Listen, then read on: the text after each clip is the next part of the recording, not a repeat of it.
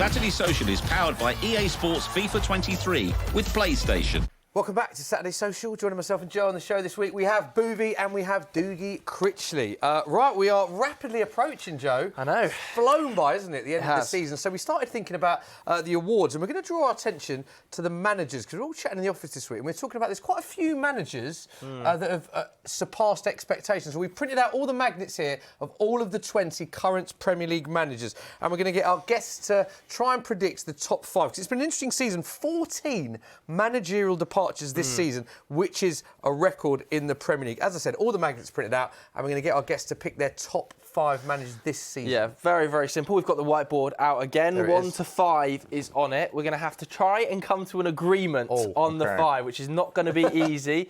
There's going to be some big names missing out, I can already tell, because I've seen your list, and they aren't the same. We've seen both of their lists, and there's a big name, a different big name that both of them have omitted. So yes. I don't know how they're going to agree. Very, very interesting. So we'll work our way from 5 forwards, I think. Who do you both think? Is it an agreement? Who should be at 5, Boo? I think we are, aren't we, relatively speaking? What a start. Yeah, easy, lads. De Zerbi for me. He's come into a club that, lost, Dan Ashworth in the summer, lost Cucurella, lost Trossard mid-season, and of course Potter. And he's come in and not only got Brighton Bazuma to an FA Cup semi-final for Brighton. That is unbelievable. And then pushing at points for Champions League football. Yeah. It'll be European football at least for Brighton. It's an unbelievable job. This guy is a future Chelsea, Spurs manager. He's that good for me.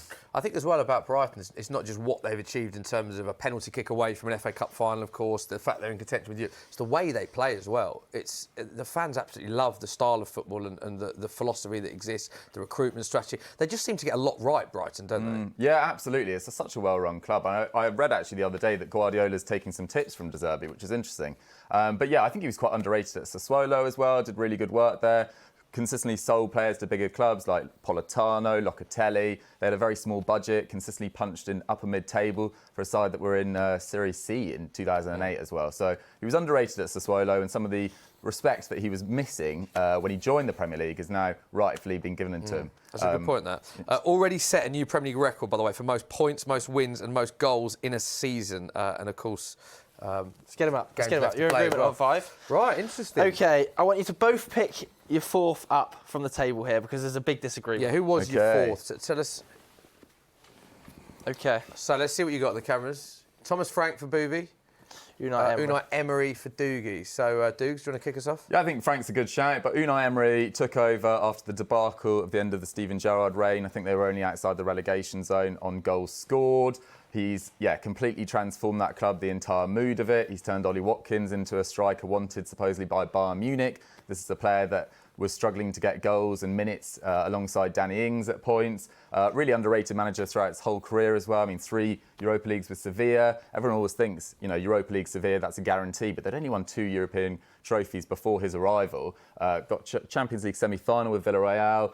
PSG's most successful ever manager in terms of win percentage. Like, top manager. He's doing great work at Villa. I'm really excited about where they're going to go as well, because they've just poached Barcelona's director of football as well. I think only 3 clubs have taken more points in the league since he's come in. And we talk about, obviously, De Zerbi's flying, but he was taking over a project after Graham Potter that Potter had got into a good place. Whereas Emery, it was taking over a project that was all over the place. Yeah, that's the one reason I have him above De Zerbi, is the fact that, they were in such dire straits, whereas Brighton, behind the scenes, have been building for years. And Potter, actually, I think when he took over, they were in the Champions League conversation as well, but it's just maintaining it. Whereas Unai Emery has completely transformed the club. Yeah, 42 points from 21 Premier League games in charge of Villa. Only Arsenal, Man City and Liverpool have won more points in that time.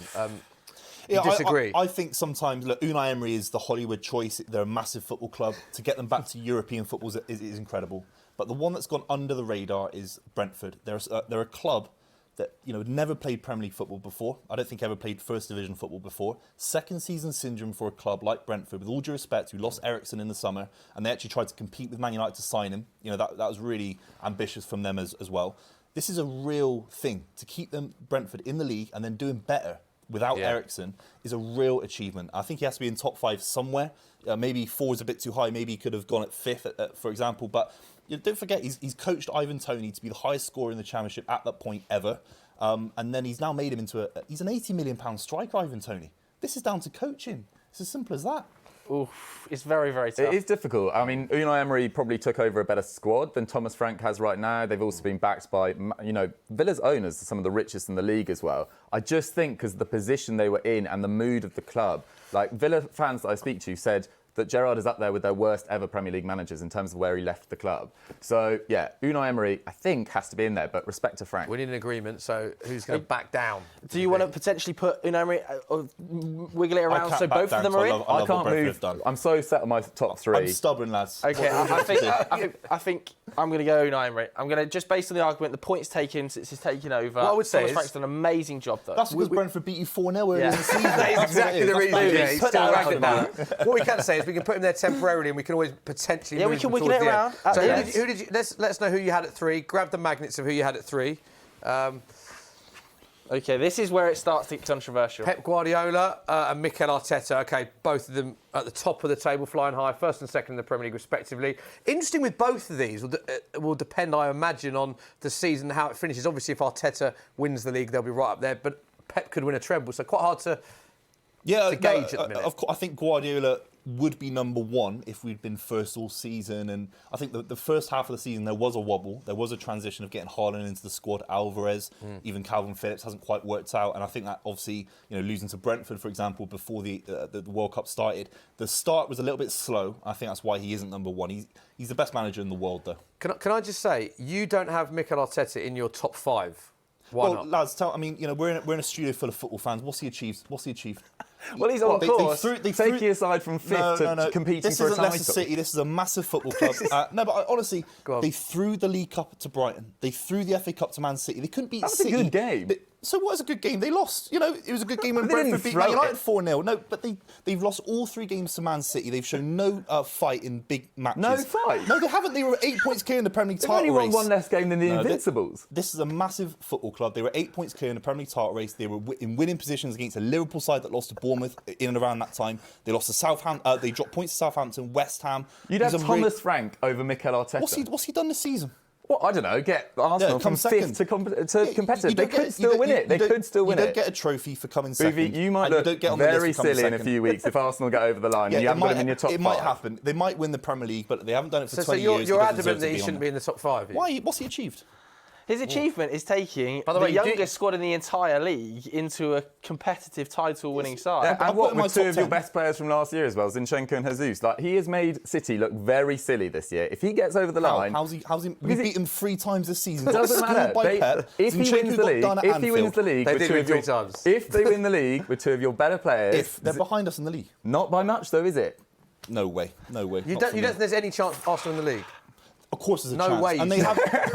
there's a chance. No, but there's a chance. Of course there's mathematically, but they haven't... Look, in the big games against Man City, they showed tactical naivety. At moments against Liverpool at Anfield, when they were... Look, don't forget, they could have still won the Premier League title race, losing to City home and away, like they've done. Yeah. And they dropped points to West Ham. I know it's a young squad. Saka missing the penalty. That's not Arteta's fault. But he hasn't won... He's not going to win the league with Arsenal. I think it's mental. He's got to be somewhere in the top 5. Well, how are we going to do this then? Because So have you got Pep on your list? Yeah, I do. You've got Pep where? I've got Pep at 2. So do you want to put Pep at 2 potentially? Yeah, and have Arteta Are you at 3? Yeah, I'll do it. potentially have Arteta? Yeah, I think Arteta should be at 3.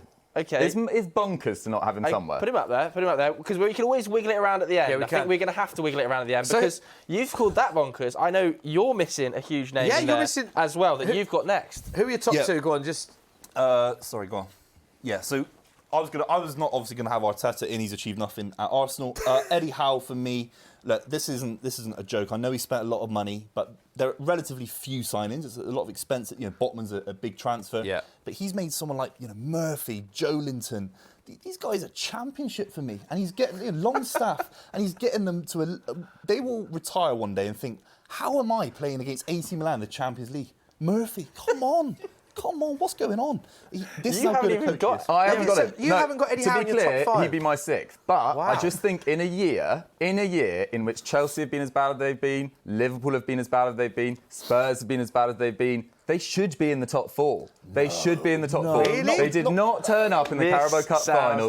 They did not turn up. And yes, well They're in a done. relegation battle He's improved them, but they've also signed arguably the best up-and-coming centre midfielder in Europe in Bruno Guimaraes, one of the outstanding young strikers in Europe in Alexander Isak. Like, he's been backed. And yes, well done for making Longstaff a great player, well done for making Murphy a great player. But at the same time, third for Newcastle, given their backing and the poor seasons from the top 6, I just don't think it's remarkable. This smells a bit Sunderland fan here. Yeah, Dougie is a Sunderland fan. But when he took over, they were a relegation threat team. I know they've had investment. Respect him. I think he's done a great job, and they are the most likeable Newcastle team I can remember. I like the effort they put into every game. But I thought they played quite boring football for the first 3-4 months of the season. They've added a few more goals. But yeah, I think I'd have them 6th. And by the way, Eddie Howe could end the season with the highest points total of any English manager in Premier League history.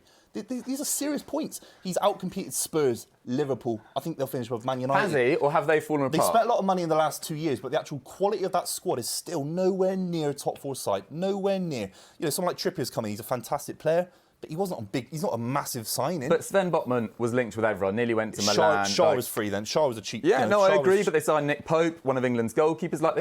They've signed very well. They've signed very well, and he's improved the squad. I just think they should be where they are, given the poor seasons of the other teams. They should be ahead of Chelsea, Spurs, Liverpool, Man United. With this squad, no way. Because of how bad they've been. They are exactly where they should be. No way. In what world should Newcastle, with this squad, be third? They've signed... And a cup final. They've signed some very good players. They are the richest club in the world. Callum Wilson. I'm not going to get out the violin because they finished third. Almiron. They got Almiron, Callum Wilson, Joelinton, Longstaff, Murphy. He's a great player. He's an England striker. Is he a top 3? Is he a Champions League level striker? Really? Probably not, but he'll do a job. Take the Sunderland hat off. Good luck to you in the playoffs today. You know, I was wishing them good luck. Now I want Luton to win in the Luton, come on, Luton. Rob Edwards, come on. So if you've got, hang on, a debate there. Who's at 1? You both had Gary O'Neill at 1, then, did you? One for me is Gary O'Neill. Well, if you've both got him at 1, then I thought this was going to be the controversial one. Look. He has not got enough credit this year. This is his first managerial job. Totally agree. He took over a side that were rock bottom. I think they'd lost 9-0 to Liverpool. They'd conceded 16 goals in their first game. Scott Parker said they were unmanageable. They had a takeover mid-season. This is his first job. We've seen, managers, ex-England internationals like Parker, Gerrard, Lampard, all fail this year. Whereas Bournemouth and Gary O'Neill are playing some of the best football in the league. I think Dom Solanke now looks like a reborn Harry Kane. He signed really well in January. Dango Ouattara has been excellent. Matthias Viña, his signings have gone perfectly. And they now have a potential to finish above Chelsea for a season that everyone had them 20th. Yeah. It is one of the most underrated seasons in Premier League history. OK, so if he's at 1, do you want to then shuffle anybody around to get Eddie Howe in? You've both got him at 1, by the way. I would have Pep. If he wins the treble, obviously, put him up. Pep would be 1. But Gary O'Neill, for now, I think is 1. I have to echo that. Yeah. OK, so do you want to drop anyone down to fit Eddie Howe in? Yeah, I'd take this guy out. Arsenal. You taking him out? Arsenal spent more than Newcastle in the last 2 years. I mean, and they're in and around them. That's for me. Why don't you put Eddie Howe alongside Arteta, and then we can let the people at home decide who should drop out. So controversially, Eddie Howe and Arteta. Eddie Howe was left out by Dougie. Arteta was left out by Buvey. Shocking. So there is confirmation of a slightly sat on the fence top 5. It's got to be said.